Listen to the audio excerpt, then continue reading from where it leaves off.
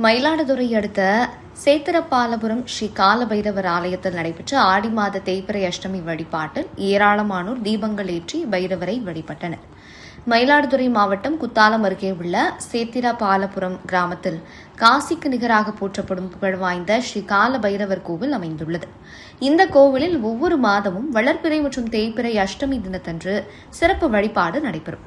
அஷ்டமி தினத்தில் இவ்வாலயத்தில் மிளகு தீபம், பூசணிக்காய் தீபம், பாகற்காய் தீபம், தேங்காய் தீபம் மற்றும் பஞ்ச தீபம் எனப்படும் நெய், தேங்காய் எண்ணெய், நல்லெண்ணெய், விளக்கெண்ணெய், இலுப்பை எண்ணெய் சேர்த்து தீபமிட்டால் நினைத்த காரியம் நடக்கும் என்பது ஐதீகம்.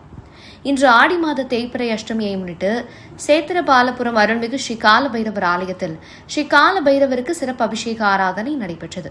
தொடர்ந்து ஸ்ரீ கால பைரவருக்கு வண்ண மலர்களால் அலங்காரம் செய்வித்து மகாதீபாராதனை நடைபெற்றது. ஆடி மாத தேய்பிறை அஷ்டமியை முன்னிட்டு பைரவரை தரிசிக்க வந்த பக்தர்களுக்கு பிரசாதங்கள் வழங்கப்பட்டது.